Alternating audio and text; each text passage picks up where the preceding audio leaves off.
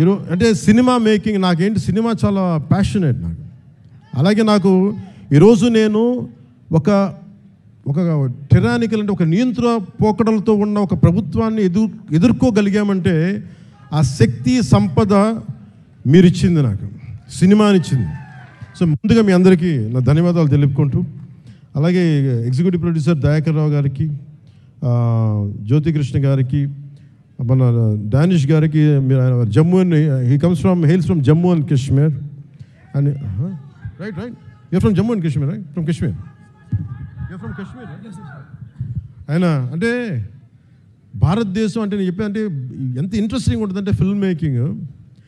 Nidhi Agarwal is from northern part of the India, he is from Kashmir. మేమేమో ఇక్కడి నుంచి వస్తాం. అలా ఒక్కొక్క యాక్టర్ని తీసుకుని కొంతమంది విదేశాల నుంచి వచ్చారు. అంటే ఫిల్మ్ మేకింగ్, సినిమా అనేది దీనికి కులం లేదు, మతం ఉండదు, race, religion, region, linguistic barriers ఏముండవు. మేమందరం కూర్చొని దేనికి పనిచేస్తామంటే మీకు ఆనందం కలిగించాలి. ఒక బలమైన కథ చెప్పేటప్పుడు మీరు థియేటర్లో కూర్చొని ఇలా కొట్టి బాగుంది ఆహా అనిపించాలి, దానికోసం ఒక ప్రయత్నం చేస్తాం అందరం. నేనంటే కదా ఏ హీరో అయినా సరే, ఏ ఫిల్మ్ మేకర్ అయినా సరే.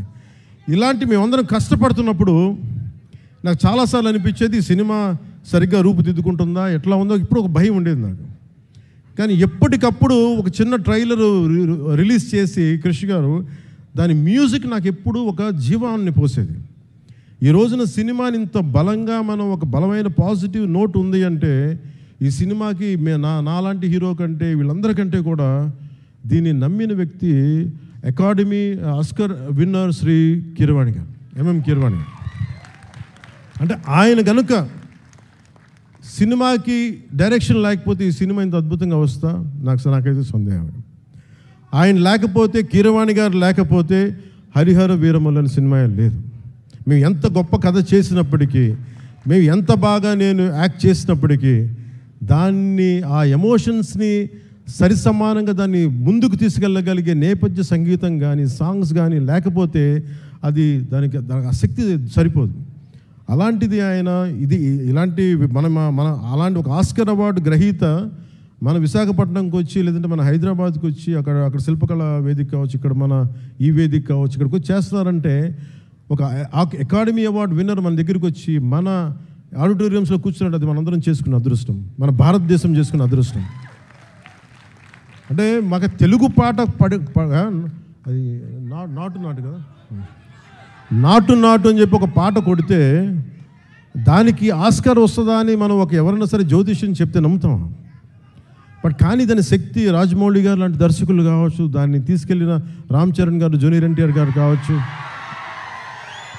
అంటే ఇంతమంది కలయికతోటి వాళ్ళందరూ బలంగా వేయగలిగారంటే మనం సంగీత దర్శకుడు అనేవాడు బలమైన అసలు రక్తి కట్టించగలిగే సంగీతాన్ని ఇవ్వలేకపోతే దానికి చంద్రబోస్ గారు లాంటి ఒక లిరికల్ రైటర్ దానికి సరైన లిరిక్స్ అందించకపోతే అది ముందుకెళ్ళదు. అలాంటిది మనకి ఇద్దరు ఆస్కర్ విన్నర్స్ ఉన్నారు. వాళ్ళని చంద్రబోస్, దదవని శ్రీ ఎంఎం కీరవాణి గారు. మనందరం కూడా చాలా చాలా ఒక తెలుగువాడిగా కాదు, ఒక భారతీయుడిగా మనందరం చాలా గర్వపడాల్సిన విషయం. సో అలాంటి దర్శకులు, సంగీత దర్శకులు మన హరిహర వీరమల్లుకి నిన్న రాత్రి చూశాను మొత్తం కొంచెం అన్ని నేను రీల్స్ టెస్ట్ చేస్తాను ఫస్ట్ టైం చాలా సంవత్సరాల తర్వాత. ఖుషి తర్వాత మళ్ళీ నేను ప్రతి రీల్ చూడడం, ఎందుకంటే నేను సడన్గా డబ్బింగ్ తర్వాత సినిమాలు చూడండి, నాకు భయం సినిమాలు చూడాలంటే.